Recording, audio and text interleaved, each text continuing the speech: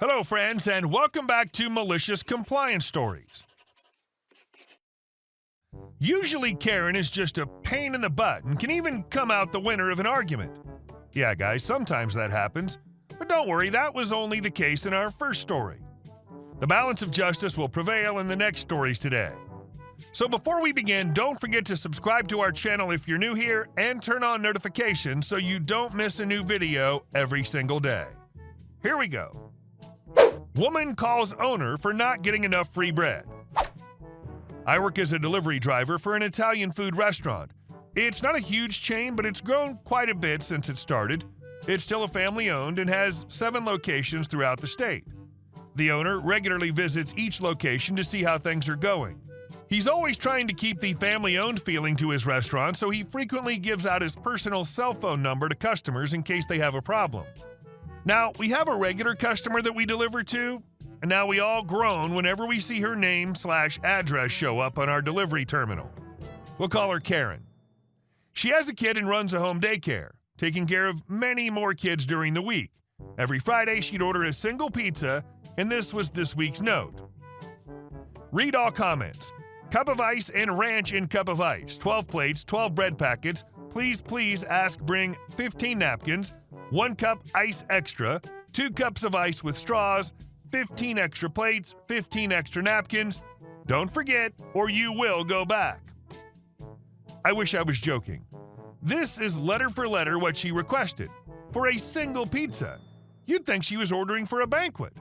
A year ago, she'd asked for extra napkins, the extra bread, then extra napkins and bread, then multiple sets of plates, napkins, bread, and ranch in cups of ice. I thought this was unbelievable. I approached my manager and said, "This is ridiculous." He agreed and called Karen. He said the bread was usually free, but for an entire loaf to be cut up, packaged, and delivered would be an extra charge. We didn't even charge for anything else on her grocery list. Karen was furious. She hung up on said manager, and we added the $3 charge for an entire loaf of bread. Someone delivered it, and we forgot about it. The next week, we see the exact same order up on the board. I asked my manager if we do the same thing as last week. He looked annoyed to see her order up there. He told me Karen found the owner's number and complained that he was charging her for bread. The owner of the chain then called my manager personally and said to give her everything she wants. So there it is. Every Friday, she orders her single pizza, and we supply her for her daycare every week. She gradually asks for more and more stuff since she realized the owner said to give her anything for free. She was true to her word. If we forgot something, we did in fact have to make 2 trips out there to give her extra napkins. At least we can all look forward to her $2 tip. $2? You can buy half a shoelace with that. Wow, she must be loaded. And our second story. From guy to gorilla in 2 minutes. I'm 6'4", early 20s male, and pretty scrawny. I've only been in 2 fistfights my whole life. This is one of those. So I was visiting my buddy, Bob, that works at a shoe store in our local mall here. I wanted to check out some shoes and knew he was working so it wouldn't be an awkward retail experience. So we're chatting after he grabs me a couple of pairs and the phone rings. He has to go in the back room to handle an online order or something and asks me to watch the store because his manager's in the back on a conference call. I've worked in retail, so I know short staffing sucks, so whatever. I can handle it for a couple of minutes, especially since no one's in there at the time. Enter Gorilla Man, GM, and his girlfriend, GF, who are some collegiate couple around the same age as me and had that Greek life look to them. Anyway, they come in because GF wants a new pair of these white shoes that every sorority girl seems to be wearing. GM goes and browses the apparel, while girlfriend just grabs the shoe off the wall and takes a look at me, who's just sitting on the bench with only my socks on and texting on my phone. GF, can you grab these shoes for me? Me, what? Oh no, sorry, I don't work here. The guy that does went in the back, he'll be back in a minute. GF, oh, okay. Sits at bench across from me. GM walks over, why aren't you trying those on, babe? GF, the guy isn't out there to get them. GM, what?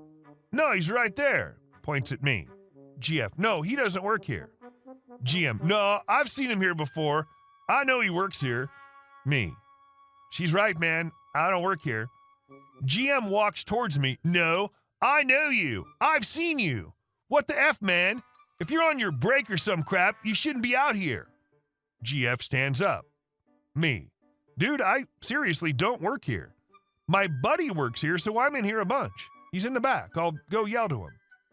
GM apparently takes my standing up as a sign of aggression, and primal instincts start going off in his head. He moves between me and GF and stares me down. I'm just brushing this off as this dude needs to cool it.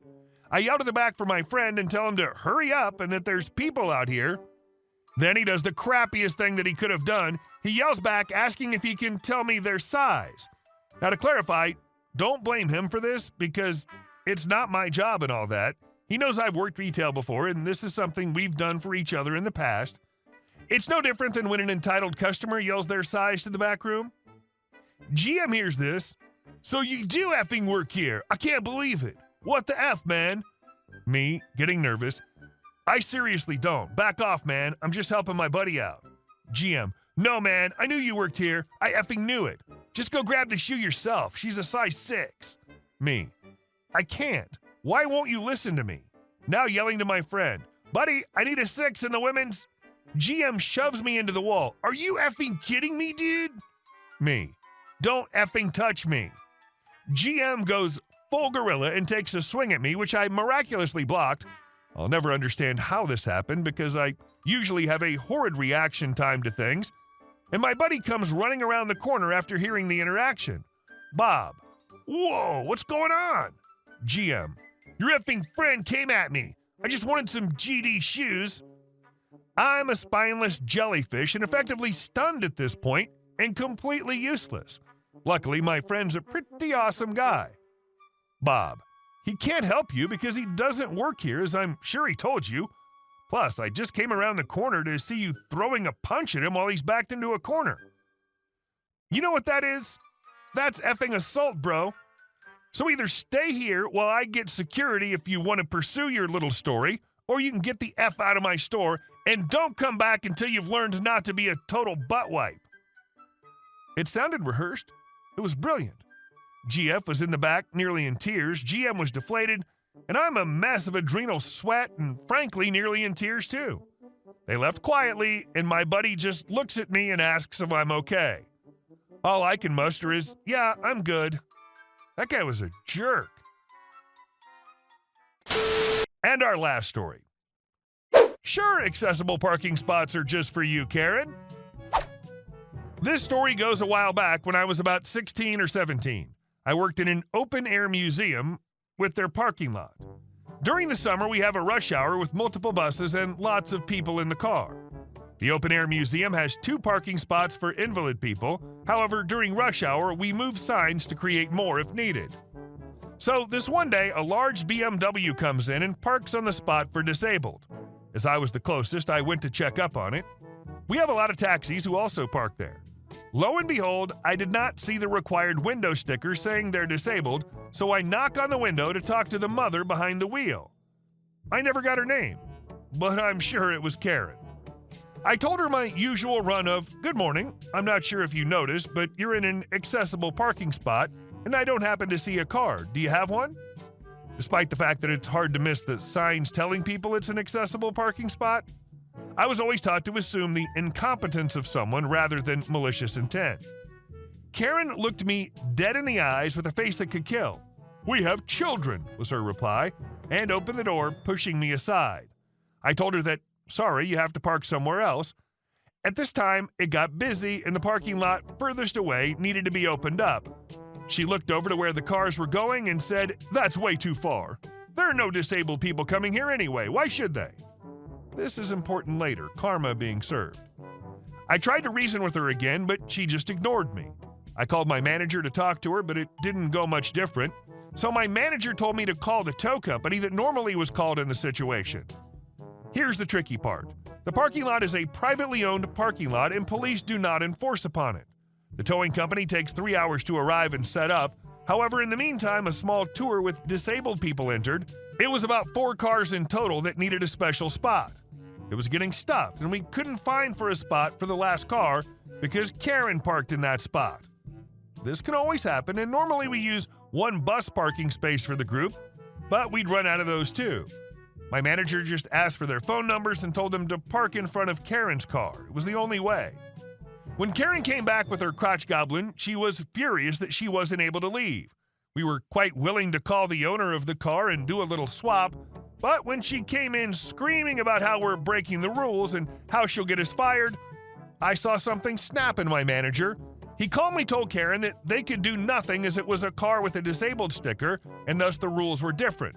She had to wait for them to come back. I had to call the tow company and ask them to wait just on the other side in case we had to tow. Karen called the police and tried to blame us for having her child miss some important event. Despite the police not being able to give tickets on private parking spots, they were none too pleased about Karen using the parking spot. They had a little talk with my manager and the owner of the blocking car, and the tow company was called again. The truck was there within a few minutes, and the police went to ask for Karen's statement to distract her while the tow truck went to work. I'll never forget the eyes on Karen's face when she realized the car that was towed was her own. She was completely dumbfounded. My manager told me that in the end, she had to take 2 buses to get to the impound center to get her car back. A few weeks later, we did receive a complaint and a letter from a lawyer that told us to cover all damages or else. I don't know how it ended, though. I doubt that the museum paid any damages. I've become more hardened to those who park in spots without having a label under their window. Small edit. I do not know about the legality here in the Netherlands about towing a car away and the double parking, yet it falls in the category of not my job, not my problem, since my manager was handling it. Hey guys, thank you all for watching the video. I'll see you in the next one.